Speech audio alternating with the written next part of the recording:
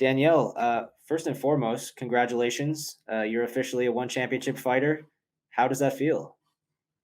It feels pretty good. When I got the news, I was really excited. And because they've been kind of contacting me like over the years, and I really like Chatri. He's a really great gut person, and I'm just really grateful for these opportunities.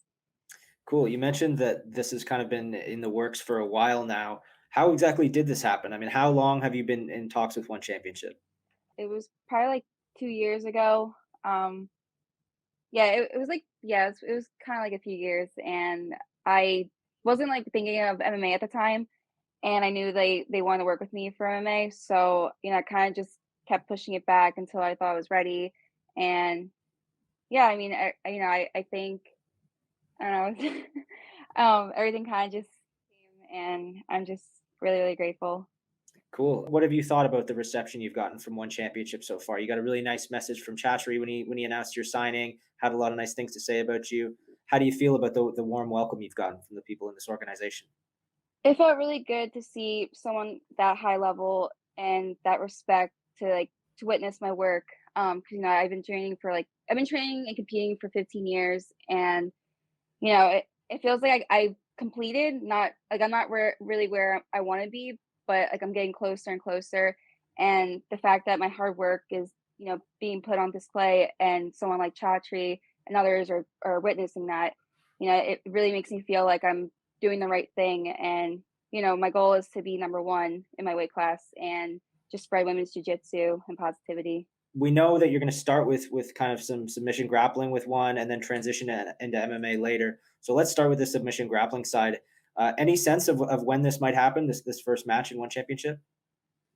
Not to announce anything yet, but I think something's in the works. So I'm really excited for that. Okay, very cool. There's a lot of great, talented BJJ black belts out there. You could meet in the one championship circle, but I think a lot of people would be interested in seeing you fight some MMA stars in submission grappling context. Is there anybody on the one championship roster that you'd kind of like to meet in a grappling match? Maybe Angela Lee, Ritu Fogat. I'd be lying if I said I didn't watch some of the MMA girls in the weight division fighting. There are definitely a lot of them. I think it's a stacked division, and I think that's the most exciting division, if I'm going to be Hmm. honest.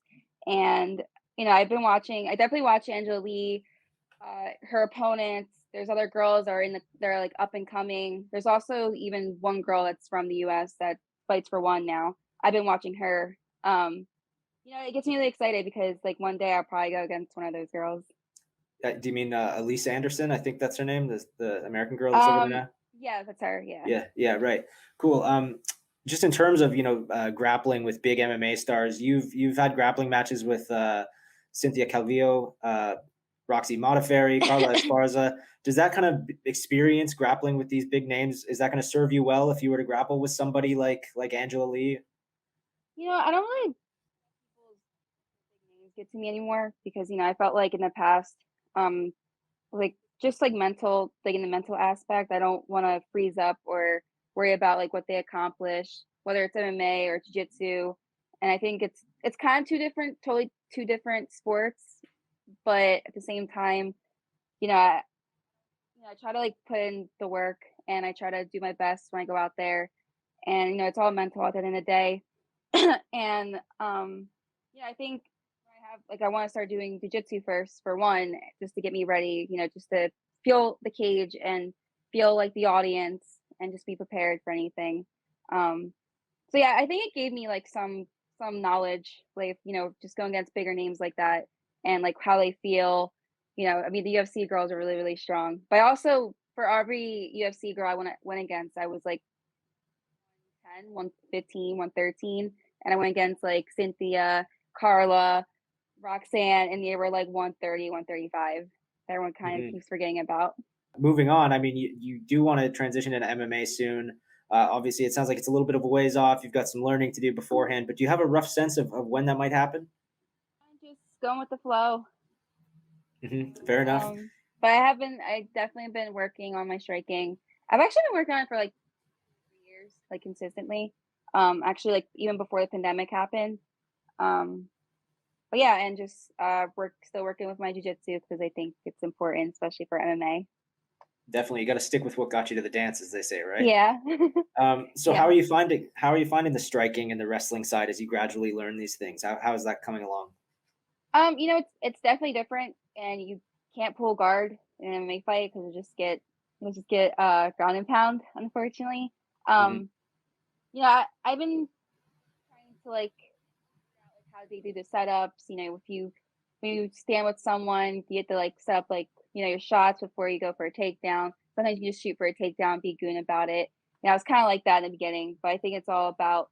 It's kind of like starting jujitsu. You're gonna be a beginner at first. You're not gonna get the moves down right, but as long Hmm. as you just work on your technique and figure out like what works for you and just knowing like what MMA is about, it's totally different. But I've been kind of having some success with it. But I shouldn't say that because I didn't have a fight yet. So that's also like makes me really nervous. But I train with really really good girls, and I think the only disadvantage I have is like finding girls my size. But fortunate enough, like I have girls who are kind of my size and girls who are in the UFC that I train with. Very cool. You're going to be doing some training at Evolve, from what I understand. Have you been there before? I mean, what are you excited to get over there and do some training in Singapore? That's got to be pretty cool, right? I have not been to Evolve yet, but when I do visit Singapore, travel there, I definitely want to check out the Evolve gym. It looks amazing, and yeah, I've seen their videos and everything, and they look like they have really good training and really good staff there. Yeah, it's quite a facility. I can tell you from experience. It'll blow your mind when you walk in there. It's quite a I can't place. wait. Yeah, I was actually right when I got the call. I was like watching a lot of their videos, like, oh my god, I can't wait to go there. Hmm. 'Cause there's like a Hmm. lot. There's even I think Angela Lee, like you mentioned earlier, and another girl. I think they train there, so it'd be really cool to Hmm. kind of like hopefully train with them or just train with For anyone sure. there. Everyone's really Yeah. amazing there. Yeah, you'll learn a lot there, I'm sure. Just speaking of your transition into MMA, it'll be gradual, of course, but we've seen a number of other BJJ stars transition into MMA in one championship. Gary Tonin is obviously the best example, but now Buchecha as well at heavyweight. Do you feel like those guys have sort of laid out the blueprint for transitioning between these two sports successfully? You know, I've been, I've been watching Gary Tonin ever since he even had his first one fight, and I'm still amazed like how he puts his jiu-jitsu, wrestling into MMA all together. And I think it's kind of an advantage for the jiu-jitsu guys because a lot of the MMA in the MMA world, like people like to stand up or they have a striking background most of the time, and they have no really good ground game. And I think it just favors the jiu-jitsu guys a lot. And then seeing from like Buchecha's last two matches, or I think it was the last match. I don't know if he had two matches. I'm pretty sure he had two Too, yeah. matches, and Yeah. they all ended in submission. Um, so yeah, I think it's a huge important aspect in your game to have in MMA. And you've seen it can be done now, right? You've seen these BJJ stars come over That's what and gets me win the and kick ass. confidence. Like, all right, I can probably go out there and maybe submit, or should I just work on my striking? I mean, if you look at other like jiu-jitsu, high level jiu-jitsu athletes that are in MMA, they're doing pretty well. Definitely. I mean, the world's your oyster in this sport. You can win however you want. Expanding on all that a little bit, though, having seen the way one championship brought Gary Tonin in and Buchecha in and sort of built them up slowly, gradually, and now both of these guys are top contenders. Does that sort of give you faith that one championship knows how to build people up when they're coming from other sports into MMA? Yes, I actually I see like how they build up, which is really really nice. I like I said, I've been watching like the girls always like even if it's grappling or MMA under one championship, and I'm still studying, even though I'm not really like a fighter yet. But Oh, I you're a want to stay fighter. ready. Yeah, I am a fighter. Yeah, one championship fighter. Um, I it just gives me a lot of confidence that they're doing it. That means I can do it too. Hmm. It's a really it's a really good thing to see. Definitely. You mentioned you've watched some of these women, paid attention to them. Are there any women on the one championship roster that really stick out to you, whether it's as future opponents or just women you kind of admire and look up to? There's a lot I would say I really admire, even ones who are kind of like in the up and coming. And there's ones like I would like to go against, whether it's jujitsu or maybe fighting. I can't pronounce some of their names, but I definitely watch Angela Lee, and I think she definitely paved like the attention to women's MMA for one. So I really admire her for that. And I think I can't say this other girl's name, but I think she's, what is her name? She's like blonde hair. I can't pronounce her name, but she was really exciting. She actually fought the Allison girl, or Oh, Alicia it's Anderson. Suki Hirata, the Japanese Yes, girl. her. Yeah, Yeah, yeah. she's a badass. I've been watching her. Yeah, maybe a Mhm. future opponent. She's really exciting. Yeah, and she came from judo, I believe, too. So it's sort of a similar world that you guys come from, at least. Yeah, no, I definitely, yeah, she has a certain background. I was like, oh, that's yeah, judo background. But yeah, she's really Mhm. exciting. And Angela Lee, those two definitely stick out. And then there's Rita. I think her name is Ritu, Rita. She's a yeah, wrestler. yeah, Ritu, She's really good. Those are my yeah, top three girls. There's like a cool, few cool, others where I'm kind of like, okay. yeah, yeah. There's a lot of tough talent in this promotion for sure. What are your goals for your MMA career? I know it's very early on to be laying out grand plans, but what do you hope to accomplish before all is said and done? Yeah, I hope to like I want to first have a few fights and like get comfortable with the cage, have some grappling as well. Definitely, jujitsu's first, just to get used to the traveling and get used to like the cage, and just to have like a good feel of it, like be mentally ready. Um, yeah, and then eventually, I would like to be in the atom weight division and dominate. Oh yeah, that sounds great. I can't wait to see it. Looking ahead to that first MMA fight, assuming it goes your way and you get that win, how satisfying a moment is that going to be for you to finally have an MMA win on your record? Almost 16 years of training, and I haven't had an MMA fight yet. Probably like the most satisfying thing ever, getting my hand raised, and hopefully it's by a submission because then it's complete with jiu-jitsu and MMA. It would just be a really, really great moment in my life, because I for training for like almost 16 years, haven't had an MMA fight because I had old coaches that kind of like talked me out of it, like, oh, you don't need to do MMA fighting because MMA fighting wasn't really huge back then for women's, especially for women's MMA. And Right. then, of course, as years gone by, it's gotten really popular.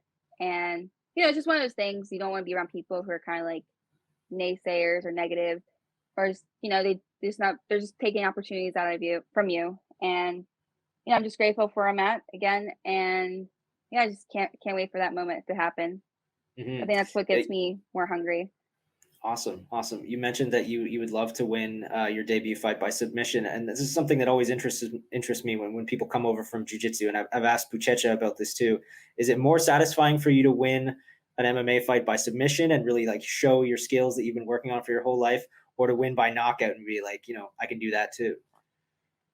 It would be really nice. I mean, in the women's atomweight division, it would be really cool if I won by like a knockout, but I don't know what the odds are for that. But maybe like knock them down first and then submit I them. believe in I you. can see that happening. Cool, I like cool. that. I like that scenario better. Yeah, yeah, very cool. Well, let me ask you one more question before I let you go. For the people that don't know you, who haven't been following your jujitsu career, why are you a fighter to follow in MMA as you get started? Because when I come out there, I always try to go for a submission. I'm very exciting, and I just don't care what's around me. I don't care about the noise, and I'm just gonna try to break them.